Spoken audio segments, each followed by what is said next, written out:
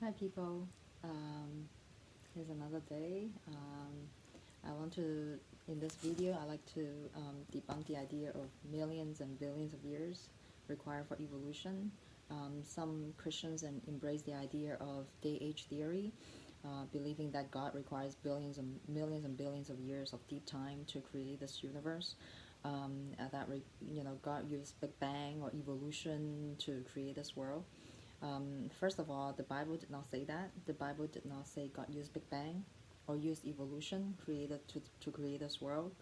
God is intelligent enough to use his own intelligence to create this universe. He doesn't need to use natural disasters to create this universe. And secondly, he's an omniscient God. Even a toddler, like a 3 or 4 year old, can draw a picture, with flowers, suns, and plants, and houses, and animals in just a few hours. I mean, for a retarded, I mean, some people with some retardation, they can draw a picture in a two-dimensional world, a planar world with all of those things in a few hours. I mean, imagine God using billions and millions and billions of years to create this universe. That is unthinkable. That is more than I would say.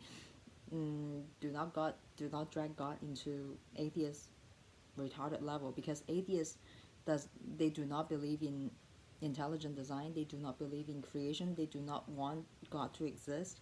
So they have to think of a way for natural disaster. Well, that's what we call them, natural disasters, to create this amazing universe. All the planetary movements, from macroscopic to microscopic to the electrons moving around the nucleus of an atom.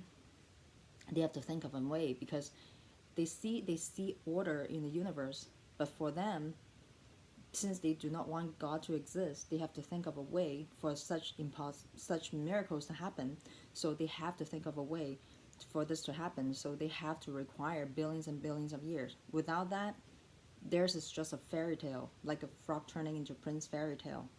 Um, and then for those who, I mean, I've talked with some theologians before who believe that God used that Genesis, between the days, millions and billions of years. First of all, even the Hebrew Bible doesn't say that. I can pull up some bilingual Hebrew and English translation Bible. It doesn't say that. And secondly, between day 3 and day 4, we know that day 3 were how the plants were created on day 3, and on day 4 are God created the sun, the moon, and the planets, the stars, and all that stuff. Um, I mean, if between day 3 and day 4 are wedged millions or billions of years, the plants are gonna die. They need the sun for photosynthesis to create. I mean, the plants require, they have chlorophylls. They can manufacture their own food. So in the form of starch or some stuff. Um, they need the sun. I mean, photosynthesis requires three things: water, carbon dioxide, and sunlight. Without the sun, the solar energy, the plants are gonna die. I mean, you can go half a day without the sunlight right now. It's nighttime.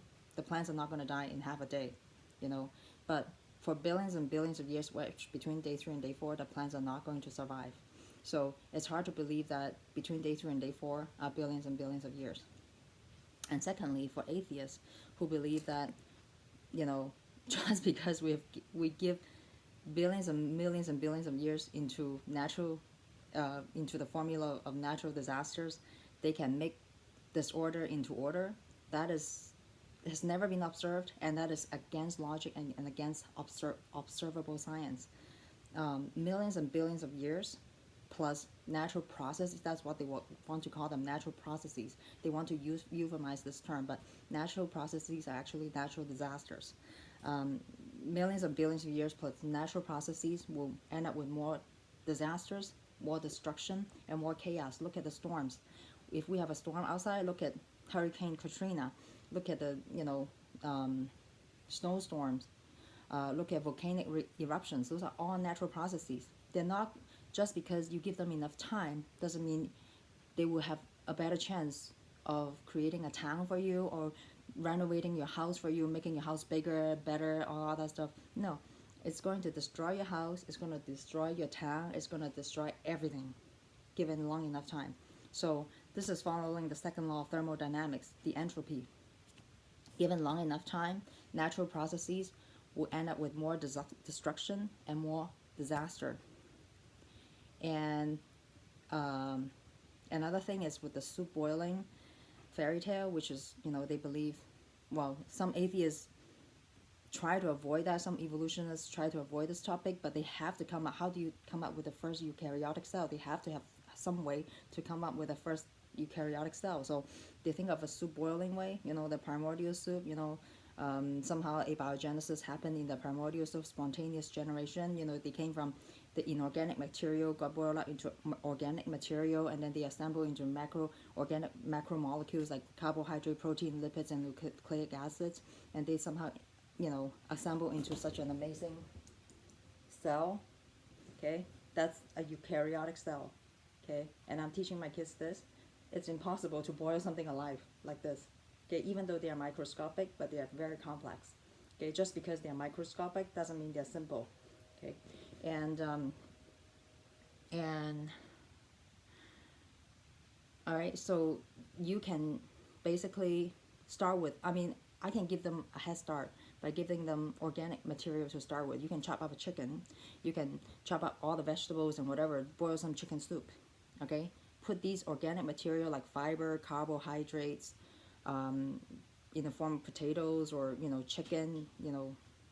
Those are proteins or fat. They have fat in the chicken, and you can boil them for as long as possible. You're not going to boil anything alive, even a bacteria alive. In third world countries, people boil water because the water in third world country is contaminated. So they are not going to boil any bacteria alive. They use this method to kill the bacteria within, to sterilize the water. And this is what happens with pasteurization. Louis Pasteur, who was a French creationist, who was a French scientist, actually debunked the idea of abiogenesis a long time ago. If you pick up a biology textbook, they talk about this. Abiogenesis is a fairy tale. It's not going to happen, and it's still not happening even after billions of years have gone by. So they shouldn't put this in a science textbook to brainwash. I was brainwashed like that. When I was in middle school, high school, going through science courses, they taught this stuff in science textbooks, but this is not science. This is fairy tale. This is anti-science. Actually, this is against logic, against science. You're not going to see anything boiled alive. If you can chop up boil some chicken soup, and then you put it in a sterile flask with no bacteria entering into the flask, the soup is going to stay sterile. You're not going to see any life growing out of it. Even if you have all the organic material inside, you're not going to see any bacteria growing inside because they are sterile. Unless you have some external bacteria going into the soup. Like for example, if I boil some soup and I put them outside in the sun for a few days, bacteria are going to grow in the soup. But those bacteria did not come from the material in the soup, but from outside sources. So, and then they talk about billions of years, of natural disasters, creating this universe. Has never been observed. And, for us, science must be observable, testable. That's the scientific method. It's taught again and again in science courses. Even after billions and billions of years, we have given atheists enough time to prove their evolutionary theory to be true, but we still don't see them. We haven't seen any monkeys coming out of the forest. We haven't seen any fish, coming out of the water, becoming amphibians like a frog or whatever, or a salamander. We haven't seen any amphibians becoming reptiles, or we haven't seen any reptiles becoming mammals. For them, for atheists, they always have the it takes a long time. You're not going to see it immediately. Well, we have given you enough time. It's been billions and billions of years in the past tense. So you should have sufficient evidence right now on a daily basis. We should have lots of examples of evolutionary macroevolution happening, like monkey changing into human being, or fish becoming amphibians. But this is not happening. The Bible's teaching of organisms begetting after their kinds is what we observe in nature repeatedly, and is what has been recorded in history. So that is science. It's historically supported, and it's science. It's observable, testable, reproducible science. Okay, human being begetting human beings. Okay, dogs begetting dogs, cats begetting cats. You know, horses begetting horses. I mean, you can have a variety of horses, but that's just genetic variations from the gene pools. Like for example, an Asian marrying a Caucasian person, they can mix their genes. I know there are different varieties. You know, some people have black hair, some people have blonde hair, some people have, you know, different hair colors. They are just, you know, dominant and recessive traits. Those are alleles, Alleles, genetic variations. You know, and through the Punnett square rule, you know, you have the big A and big B, small A and small B's, and you have big A, big B's representing dominant traits, small A, small B's representing recessive traits. You have different phenotypes. You know, pheno means to show, okay? Genotype is what is in the gene, okay? I can have black hair, but I may have recessive genes for blonde hair, okay? Well, you know, so you see genetic variation, but that's not evolution. You're still a human being. You still have 46 chromosomes. Like for dogs, you can have Chihuahua, you can have like a Great Dane. Those are still dogs. Okay, they can have different genetic varieties, but they just express different alleles in the gene pool.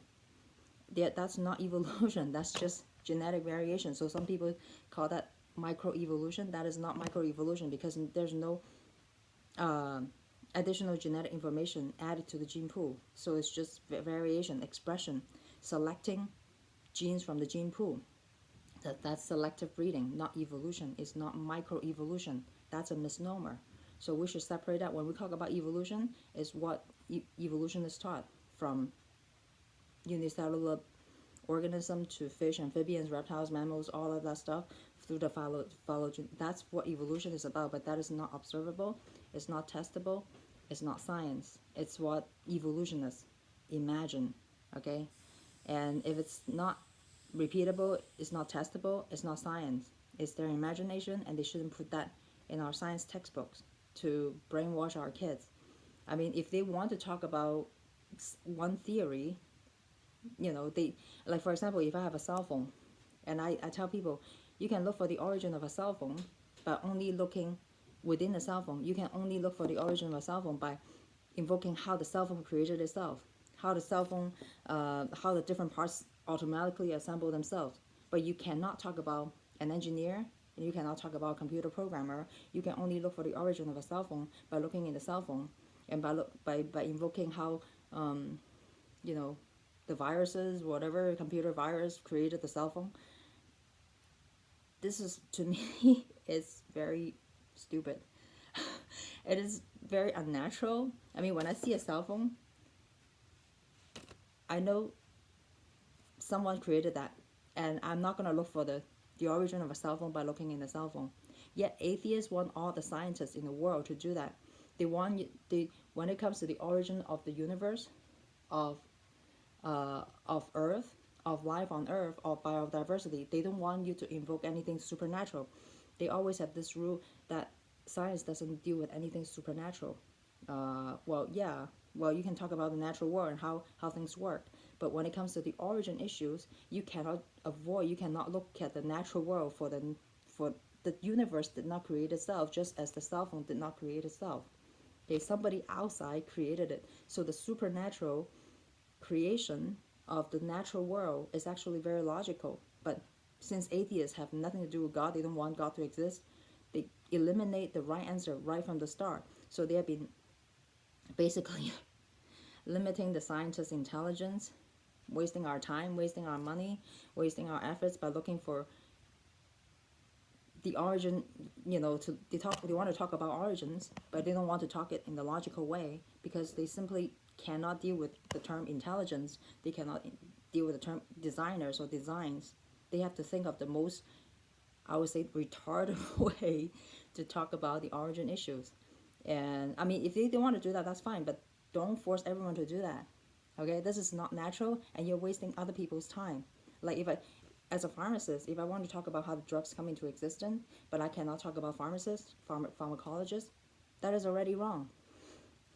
So, and if you put like a chemical factory explosion in a pharmacology textbook and brainwash all the pharmacy students from the start that drugs are created with chemical factory explosion, and you keep on brainwashing them with it, they might believe it. But if you cannot mock and insult people who do not believe in what you believe, that the drugs came from chemical factory explosions. The same way with atheists or evolutionists insulting creationists. I mean, we want to believe in a logical way, and we see that in everyday experience. That is science. But since they can't, their theory or whatever fairy tale is so illogical, they have to insult you to get it through you. So to me, I mean, you can insult all you want, but it's not going to get into me because, it's not fact, And besides history, creation or evolution, that's already history, okay? Creation is supported, historically supported. So many nations have the creation stories, but evolution is not supported. Even for the past 6,000 years of recorded human history, no one has ever seen any fish becoming amphibians. No one has seen any monkeys changing into human beings. That's not historically supported. You cannot find it in any historical documents. No one has recorded any soups boiled alive. Okay, so that's not historically supported. And besides, observable science supports creation, like a cell phone, a notebook, an iPad, some drawings. Those are all evidence of intelligent design. Somebody designed them, and you're not going to find the designers inside those design objects. They always exist outside of the objects. So creation or intelligent design is scientifically supported, okay? While evolution is not scientifically supported because no one has ever seen any fish or becoming amphibians or whatever, even after billions of years have gone by. So evolution is neither historically nor scientifically supported, while creation is both historically and scientifically supported. Well, you picked it. You can choose. I mean, like, if you want to go to hell by believing in a lie that came from Satan, it's up to you. I mean, your soul is at stake, and you want to keep on believing in a lie that you know to be a lie just so that you can go to hell with Satan. It's up to you. But we're trying to tell you, don't believe in a lie. Don't believe in a liar, the father of lies. He has been always blaspheming God. He has been always, lying since the beginning of time, distorting God's word.